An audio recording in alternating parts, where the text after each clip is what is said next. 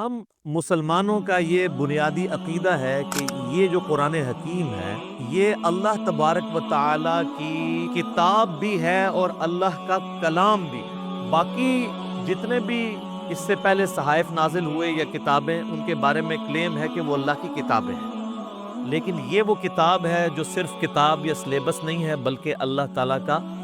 کلام ہے۔ اس کا ثبوت قرآن حکیم میں سورہ التوبہ کی سٹارٹ میں ہی آتا ہے کہ جنگ کے دوران اگر کافر تم سے پناہ مانگیں تو انہیں پناہ دے دو اور کسی ایسی جگہ پہ ان کو قید کرو جہاں پر وہ اللہ کا کلام سنیں، حتی یسمع کلام اللہ، یہاں تک کہ وہ اللہ کا کلام سنیں۔ اور یہ بھی مزے کی بات میں آپ کو بتاؤں، بڑی حیران کروں، قرآن حکیم کے علاوہ جتنی بھی الہامی کتابیں ہیں، اولڈ ٹیسٹمنٹ ہو، نیو ٹیسٹمنٹ یعنی تورات، انجیل اور باقی کتابیں ہیں، زبور بھی، ان کتابوں کو اگر آپ پڑھیں گے تو ان کتابوں کا نام موجود نہیں ہوگا، ظاہر ٹیمپرڈ فارم میں۔ یہ ہم نے اسے بائبل کا نام دیا ہوا ہے نا، باہر جو لکھا ہوا ہے،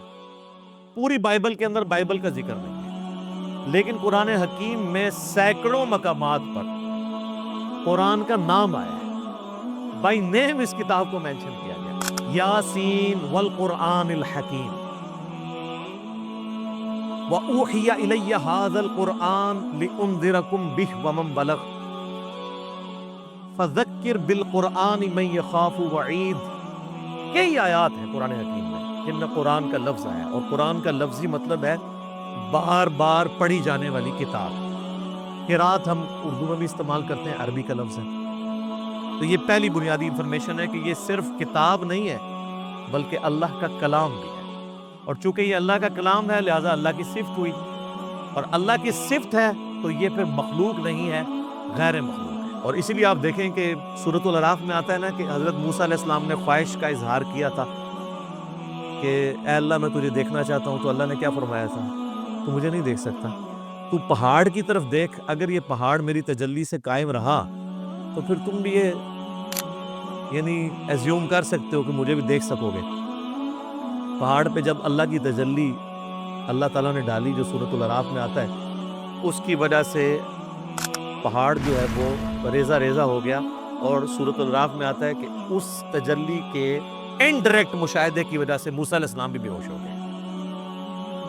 یہ علیحدہ بات ہے کہ آپ کے بزرگ کلیم کرتے ہیں کہ وہ اللہ کا دیدار کرتے ہیں، کیونکہ وہ تو کہانی ہے، یہ قرآن ہے، یہ ہے سچائی۔ اور سیم اسی طرح کی چیز قرآن حکیم کے بارے میں سورۃ الحشر میں آئی ہے، لو انزلنا هذا القرآن علی جبل، اگر ہم یہ پہاڑ پر نازل کر دیتے تو پہاڑ بھی اس قرآن کے نزول کی وجہ سے پھٹ جاتا، ریزہ ریزہ ہو جاتا۔ کیوں؟ کیونکہ قرآن اللہ کی صفت ہے، اللہ کا کلام ہے، کلام متکلم کی صفت ہوتا ہے نا، تو اس کا ایفیکٹ یہی ہونا تھا جو اللہ تعالیٰ کی ذات کا ایفیکٹ ہے کہ قرآن اگر کسی پہاڑ پر نازل ہوتا تو وہ بھی اس قرآن کے رعب کی وجہ سے ریزہ ریزہ ہو جاتا ہے۔ سر یہ ہمارے محبوب صلی اللہ علیہ وآلہ وسلم کا مبارک سینہ ہے کہ جس پہ آلموسٹ 23 سال تک قرآن نازل ہوتا رہا ہے۔ اور اگر آپ بخاری مسلم کی احادیث اٹھا کے دیکھیں تو نبی علیہ السلام کے اوپر ایک کیفیت طاری ہو جایا کرتی تھی جب قرآن کا نزول ہوتا تھا، اور سخت صدیوں میں بھی بخاری مسلم کے الفاظ ہیں کہ آپ صلی اللہ علیہ وآلہ وسلم کے مبارک چہرے پر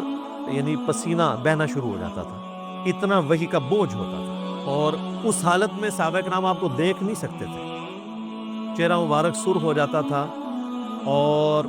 جس طرح یہ خراٹے لینے کی آواز ہے نا، اس طرح بخاری مسلم آتا ہے اس قسم کی آواز آپ کے منہ سے نکلنا شروع ہو جاتی تھی، اور پھر صحابہ کرام جو ہیں وہ سارے سر جھکا لیتے تھے یوں، اور آپ علیہ السلام کے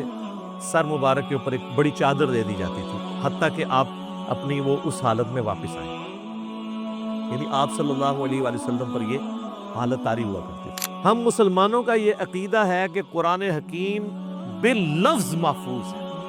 یہ کتاب بالمفہوم نہیں ہے کہ نبی علیہ السلام نے پڑھ کے سنائی تو صحابہ نے جو سمجھا اس کو سلیس عربی کے اندر اپنے یعنی ذہن کے مطابق لکھ دیا، نہیں، ایک ایک لفظ من و عن ویسا ہی ہے جیسا کہ اللہ تعالیٰ نے نازل فرمایا، کوئی انٹرپریٹیشن نہیں ہے اس کی، بالمفہوم نہیں ہے، باللفظ ہے۔ اور یہ عقیدہ صرف قرآن کے بارے میں، یہ بعض لوگ کہتے ہیں نہیں ہم حدیث کو بھی قرآن کا درجہ دیتے ہیں، حدیث کے بارے میں اجماعی عقیدہ ہے کہ حدیث بالمفہوم ہے، چند باتیں باللفظ بھی ہیں، جیسے ہم نماز کے اندر جو کچھ پڑھتے ہیں وہ بخاری مسلم میں نبی الاسلام کی احادیث ملتی ہیں، آپ نے ان کو تعلیم فرمایا، لیکن اوورآل آپ علیہ السلام کے حوالے سے جو چیزیں بیان کی جاتی ہیں بالمفہوم ہے، اور یہی وجہ ہے کہ آپ احادیث کی کتابیں کھولیں گے نا تو کئی احادیث کے اینڈ پہ وہ راوی کہتا ہے او کما قال علیہ السلام، یا جیسا پھر رسول اللہ نے فرمایا تھا، یعنی مجھے یہ بات پتہ چلی، مجھے یوں سمجھ آئی، یا جیسے پھر آپ نے فرمایا تھا، مفہوم یہی تھا۔ ہمارے پاس وہ نسخے موجود ہیں جو سیدنا عثمان نے لکھوائے تھے اس زمانے میں، بالنوان وہ نسخے موجود ہیں، اور آج بڑا آسان طریقہ ہے، کاربن ڈیٹنگ اسے کہتے ہیں، جس سے آپ کسی بھی چیز کی لائف فائنڈ کر سکتے ہیں یہ کتنی پرانی ہے۔ آپ کو پتہ ہے پچھلے دنوں برمنگم کے میوزیم کے اندر ایک قرآن کا نسخہ ملا تھا، اس میں سورہ طٰہٰ کی اور بعض اور آیات، یعنی کچھ ان کو صفحات ملے تھے، بھیڑ کی اس کے اوپر کھال کے اوپر لکھے ہوئے، کچھ ہڈیوں کے شانے پہ جس طرح اس زمانے میں لکھے تھے، تو اس کی کاربن ڈیٹنگ انہوں نے کروائی ہے، اور وہ بی بی سی کی رپورٹ ہے، کسی مسلمان نے نہیں بنائی ہے، غیر مسلم ہے، اس میوزیم کا انچارج جو ہے وہ غیر مسلم ہے، اور ان کی ویڈیو چڑھی، آپ یوٹیوب پہ جا کے لکھیں اولڈسٹ ورژن آف قرآن، وہ تو ورژن کہتے ہیں، ورژن تو ہے ہی نہیں، قرآن تو ایک ہی ہے، تو وہ آپ کو مل جائے گا، اس کی کاربن ڈیٹنگ کرائی ہے، وہ سیدنا عثمان کے زمانے کا قرآن ہے، اور کوئی فرق نہیں ہے الحمدللہ، اور اللہ نے ایسی حفاظت دی ہے۔ قرآن حکیم کا ایک نسخہ جو حضرت عثمان تلاوت کر رہے تھے، اور اس نسخے کے اوپر ان کے خون کے قطرے گرے تھے جب ان کو شہید کیا گیا، اور وہ بھی کمال آیات ہیں سورہ البقرہ کی، فَسَيَكْفِيكَهُمُ اللَّهُ، ان کے مقابلے پر اللہ تجھے کافی ہے۔ ان آیات کے اوپر سیدنا عثمان کا خون گرا تھا، وہ آج بھی خون کا دھبا اور وہ نسخہ محفوظ ہے، ٹاپ کاپی میوزیم ترکی کے اندر، ایک اسی طرح کا نسخہ جو حضرت عثمان نے لکھوایا تھا وہ رشیا کے میوزیم میں ہے، تو سیم وہی قرآن ہے جو ہمارے پاس ہے، جو تاج کمپنی چھاپ رہی ہے، یا ضیاء القرآن پبلیکیشن والے چھاپ رہے ہیں، یا انٹرنیشنل لیول کے اوپر وہ جو کاتب ہے عثمان طٰہٰ دمشق کا بولتے ہیں علماء سے معذرت کے ساتھ، یہ لفظ دمشق ہے، یہ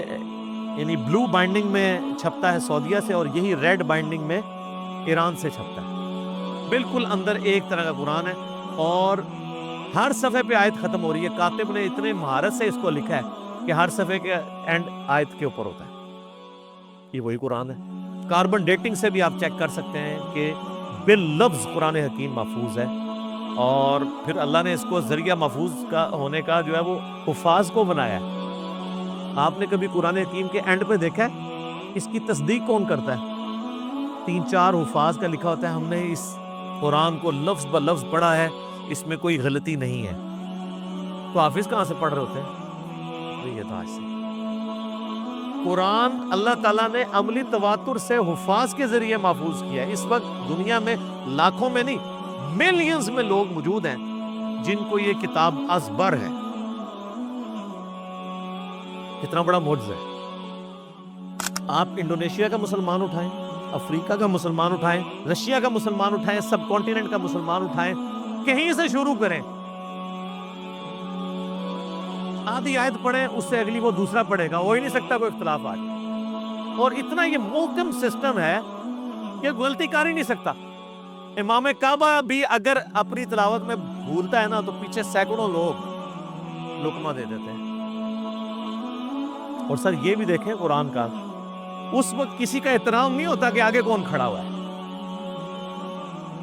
قرآن میں اگر کوئی ذرا سی ڈنڈی بات نماز کے اندر لقمہ مل جاتا ہے، یہ قرآن کی اتنی بڑی حفاظت ہے۔